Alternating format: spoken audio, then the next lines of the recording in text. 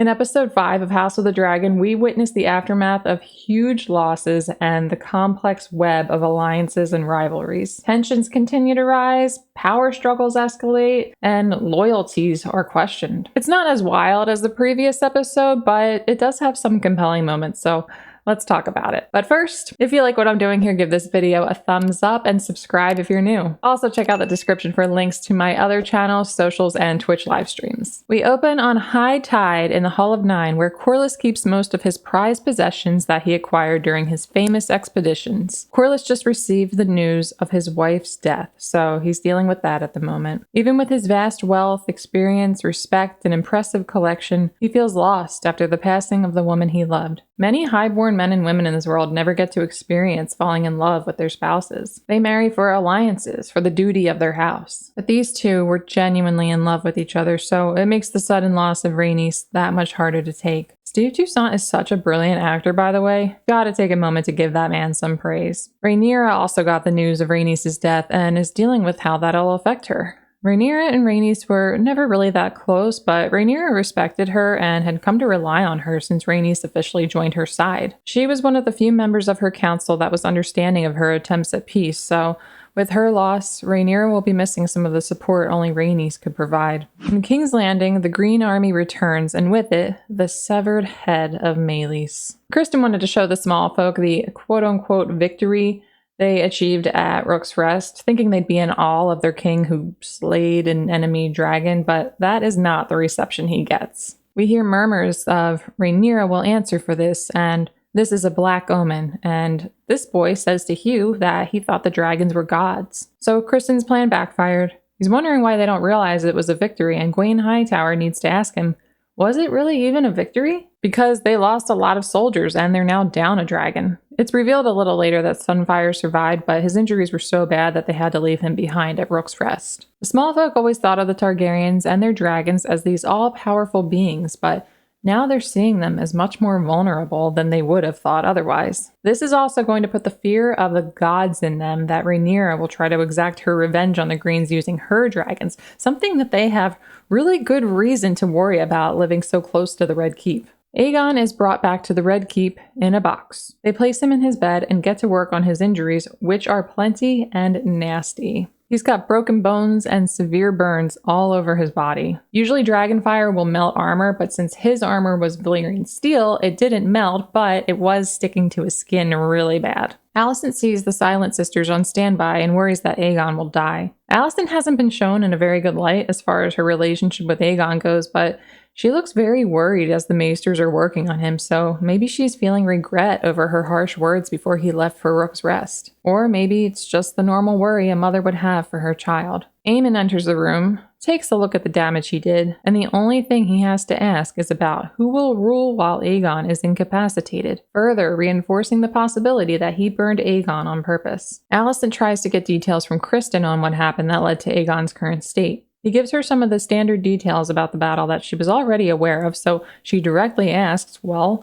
what part did Aemond play? As Aegon was being returned to the Red Keep, Alicent saw Aegon's dagger on Aemond, then shortly after, she heard his line about someone ruling in place of Aegon. She's suspicious that Aemond was directly responsible for Aegon's outcome at Rook's Rest. And Criston doesn't confirm nor deny anything. He just says, I could not say, when Alicent asks about it, although he pretty much knows, so this is him deliberately concealing his thoughts. Does he just have unwavering loyalty toward Aemond?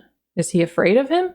Or is he simply trying to maintain peace within the royal family? We'll see how the rest of the season unfolds and how Criston works with Aemond. Here we go again with Alfred Broom. He's all pissy again. He's been hot and bothered for a while now by Rhaenyra's restraint. Now that she's eased up on that restraint and sent one of her dragons to war, he's mad that they suffered a loss. And I get it, it's frustrating to see your side take a big hit like that, but damn dude, pick a lane. Even the other counselors aren't going along with what he's saying, especially after he points out that Daemon's left them vulnerable after some marital spat. They just look so uncomfortable. So Rhaenyra calls him out on this and he says, look, I think you're smart and capable, but you're a woman. You don't do violence good because woman. But she gets him back good, saying, "You're just as experienced with battles as I am." They start trying to come up with ideas, and no one seems to be on the same page. There's talk of having allies garrison their castles, answering Rook's Rest, Aegon's possible death and what that would mean.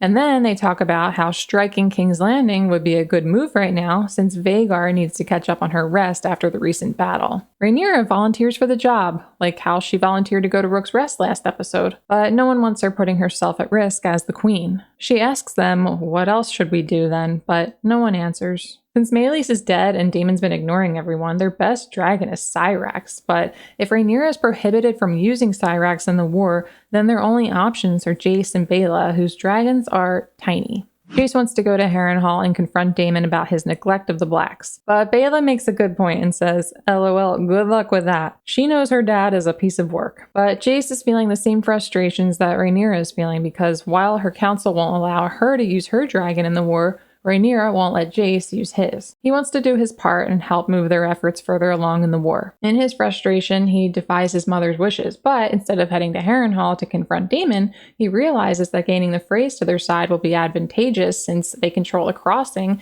and the Blacks will need that for when the Northmen reach the Riverlands. Plus, the Lannisters are moving their host, and they wouldn't want them to be able to cross. So he sets out for the twins. Mounted on Caraxes, Daemon threatens to kill the Brackens if they don't bend the knee. Daemon approaches them while joined by Blackwoods, which is an interesting choice.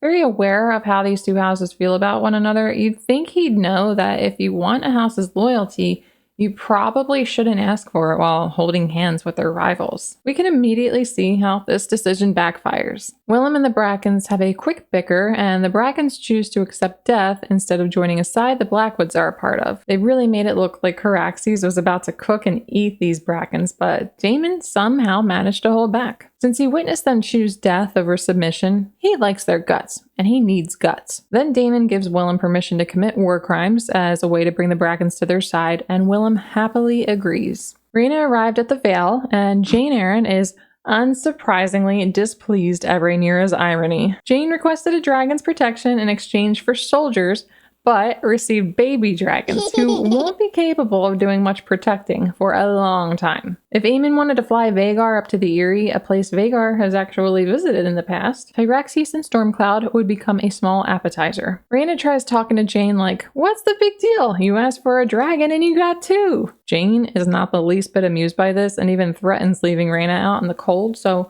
she learns quickly that Lady Arryn isn't one you want to mess with. Rhaenyra vents her frustrations with her council to Mysaria. Mysaria hasn't been a part of her councils, but we saw last episode that she listens in on them from the shadows. Plus, she operated a successful spy network for years, so she's probably a valuable asset for Rhaenyra at this time. She also snaps at Alinda Massey, who definitely didn't deserve that. Mysaria wonders if Rhaenyra will send to Daemon, but she doesn't want to continue relying on him because of how that'll look. She's struggling right now with how to proceed. She says, "The path I walk has never been trod." This is a very unique situation she's found herself in, and there's no easy way forward. And most of the decisions that the Blacks have recently made haven't helped her cause. But Mysaria, someone who knows the way the small folk think and how their perception matters, has an idea. She points out that Kristen's decision to parade Meleys' head through King's Landing was a mistake. The people are hungry and scared of war.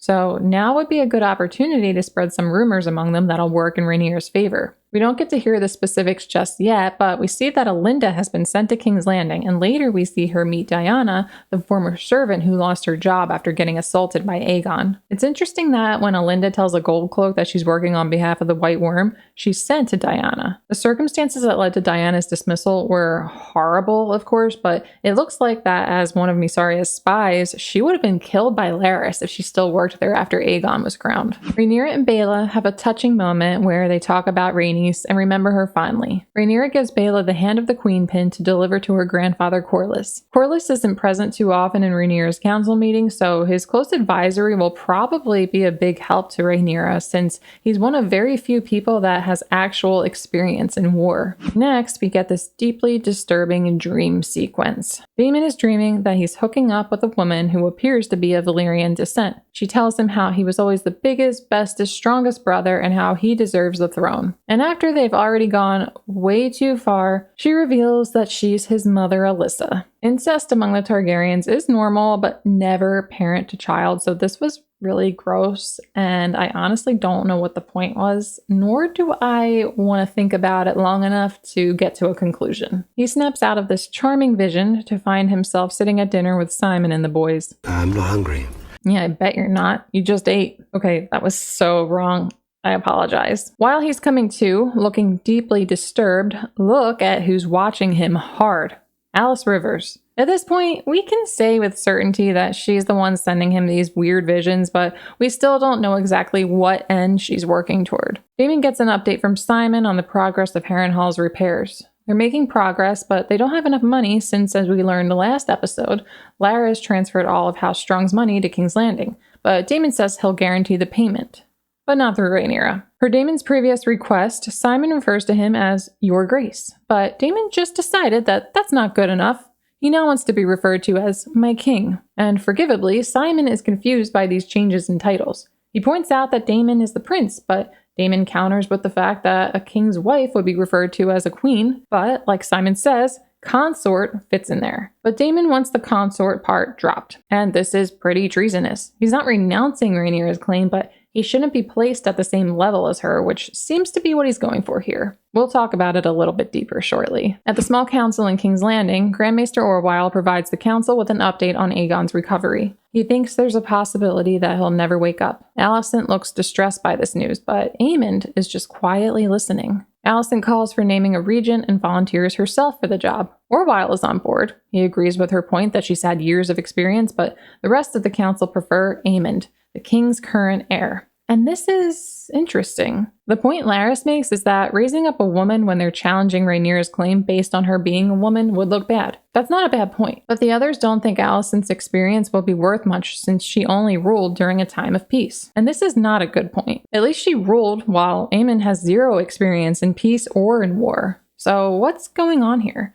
Did Aemond promise them something in exchange for their support?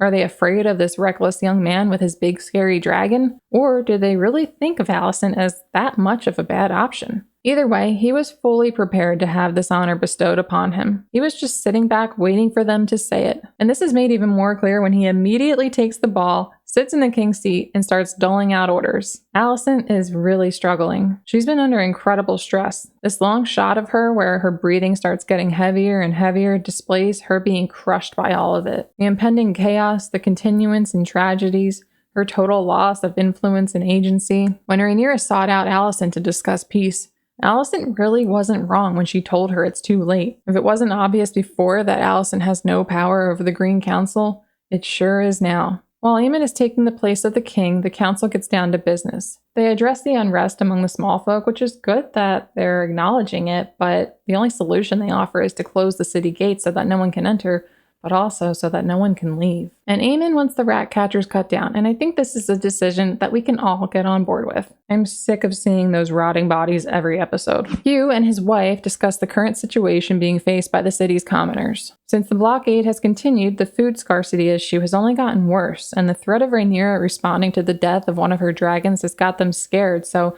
his wife proposes they leave the city. She asks if there's been any follow-up on the money Aegon directly promised Hugh, but of course, that hasn't panned out. So their hope of surviving these poor circumstances is looking bad, which leads to their decision to leave. But it's too late, as the gates have been closed by order of Aemond, and they and many other small folk who wish to seek refuge elsewhere are trapped. Alicent calls out Criston for his support of Aemond. She is displeased with his sudden lack of loyalty to her, shown by the support he offers her son, who she sees as a person who's become reckless and violent, someone who should not be ruling under any circumstances, especially the current ones. Criston's a bit haunted after what he saw at Rook's Rest, so his explanation is that he's trying to spare her from the horrors that come with ruling in the current times. This is like how Rhaenyra's counselors have been pushing to keep her away from the decisions involving war strategies. Alicent isn't satisfied with this explanation, and this is especially obvious when she scolds him for calling her by name. We probably shouldn't expect to see any more romance scenes between Alicent and Criston again anytime soon. Well, I at least hope we don't. Jace has arrived at the twins and meets with the Freys about gaining their loyalty. The Freys are apprehensive because their liege lords, the Tullys, have not declared for Rhaenyra, so it would be illegal for them to do so. They're also afraid of what most of the undeclared houses are afraid of when considering bending the knee to Rhaenyra: Vhagar. Jace offers them protection from Vhagar, but they aren't satisfied by protection alone. They want Harrenhal. Jace tells them that they'll have it as long as they bend the knee. So Jace seems like he's a pretty good negotiator. I applaud him for his idea to gain the twins to their side in the first place. We saw how important that was in Game of Thrones. If it wasn't important, we wouldn't have gotten the Red Wedding. Construction at Harrenhal is well underway, and Daemon is helping out with the labor. He gets a boo-boo while swinging an axe around, so Alice Rivers helps bandage up the wound. She uses this opportunity to interrogate him about allowing the Blackwoods to bring the Brackens to their side by any means necessary, since she's become aware that many innocents are being harmed and killed in this attempt. As she's listing the atrocities committed against the innocent, the faint sound of screams can be heard, similar to the ones Daemon just heard as he was chopping wood. As he heard the screams the first time, he looked back and saw Alice watching him, and we know by now that she's behind his visions, so she probably made him hear the screaming. Again, her end goal is unclear. Is she a champion of the innocent? We haven't seen much evidence of that outside of this scene, so we're going to need more context to understand exactly why she's working on Daemon the way that she has been. Alice mentions that Daemon's tactics are not approved by Rhaenyra, to which Daemon explains why he's doing what he's doing without her consent. He doesn't believe that Rhaenyra will be a successful ruler without him by her side as king, not king consort. So this answers why he wants others to address him as king, and why he's gone rogue by making decisions without her approval. He's overreaching and not willing to accept Rhaenyra as his ruler. He's fine with her being a ruler, just not one who will rule over him. Then Alice mentions Daemon never having known his mother, which wasn't really relevant to what they were talking about. I guess you could argue that his difficulty in accepting Rhaenyra as his queen could be rooted in mommy issues, but it wasn't related enough for that to make a lot of sense in any other way than for Alice to show Daemon that she knows about his nasty Alyssa vision that she is responsible for. Before Daemon can put much thought into that, Simon brings Daemon the news that the Brackens have pledged their support. So he now has the support of the Blackwoods and the Brackens, but considering the means it took to acquire both houses, it doesn't come without a cost, but we'll get to that in a little. Corlys is understandably struggling with the death of his wife. As Baela points out, being at home is difficult for him because everything there reminds him of Rhaenys, for whom he acquired it all. Baela brings him the hand of the queen pin, but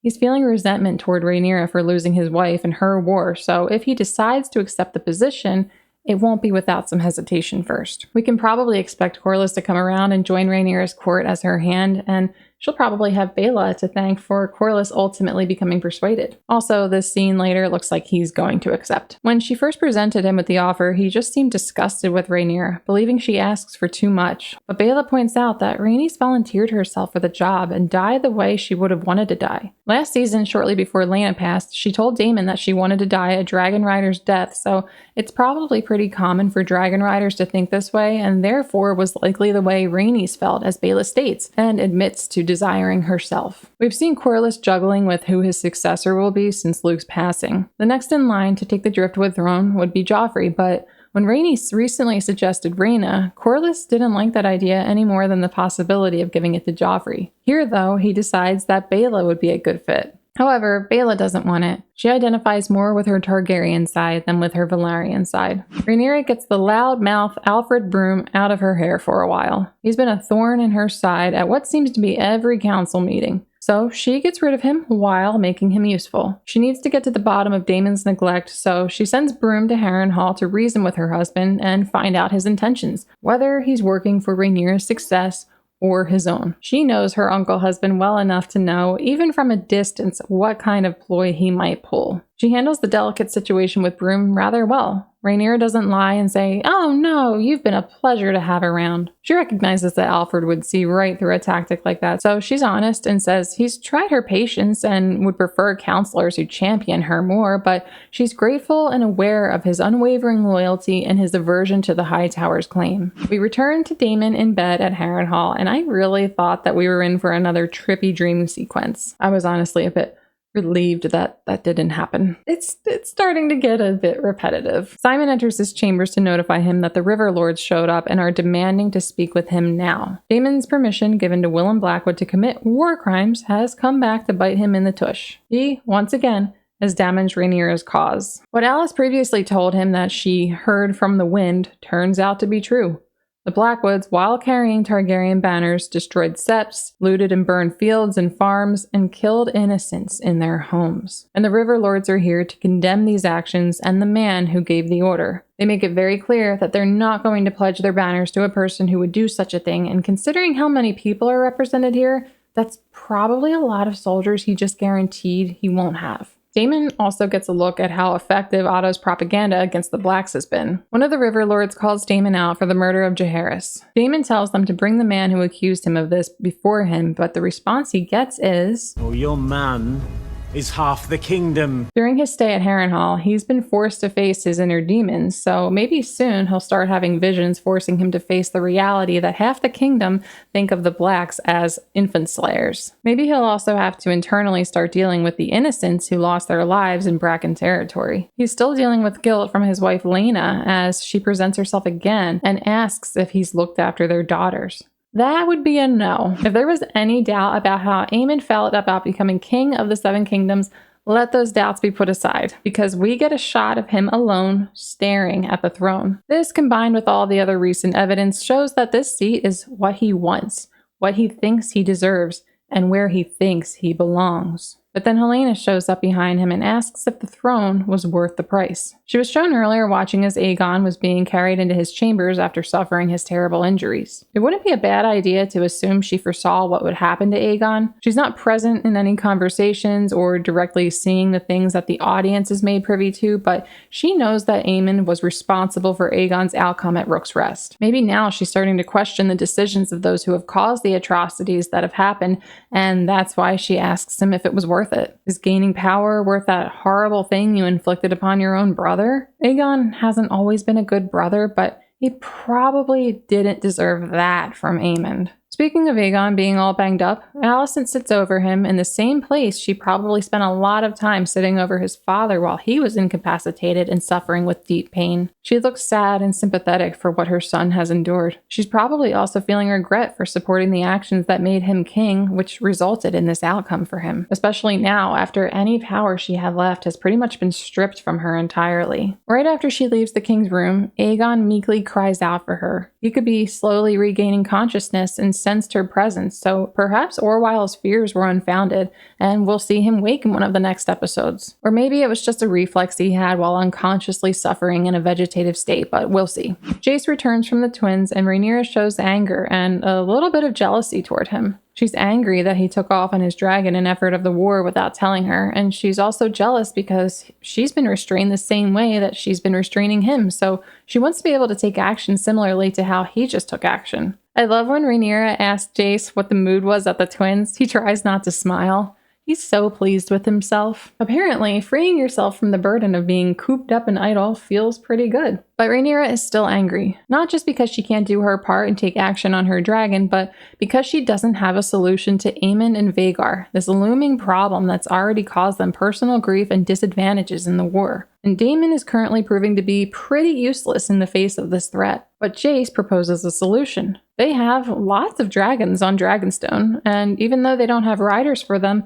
they might be able to acquire some. Houses who have married Targaryens in the past may have members with a little bit of Valyrian blood left over, so perhaps they can mount their dragons and fight for Rhaenyra's side on Dragonback. We'll see if it works, but if it does, we can probably expect to see the tide turn for Rhaenyra, and maybe even an end to Vhagar, or at least an end to the threat of Vhagar. This episode of House of the Dragon continues the tapestry of grief, power struggles, and political maneuvering. Corlys Valerian's mourning for his beloved wife and Rhaenyra's strategic decisions both underscore the deep personal and political stakes in this war. We witness the volatile nature of loyalty and the thin veneer of power as Criston's failed parade and Daemon's contentious alliances demonstrate. The characters navigate their grief and ambitions in a world where even victories come at a steep price. As the war unfolds, the complexities of leadership and the precarious balance between strength and vulnerability have only intensified. In the upcoming episodes, we can probably expect to see more clashes and alliances that will shape the fate of the realm and the outcome of the dance. Only 3 more to go, guys! Let me know what you thought about the episode and what you're looking forward to seeing in the remainder of the season. Don't forget to subscribe for more and like this video if you enjoyed it. Thanks so much for watching, and I will see you to talk about episode 6.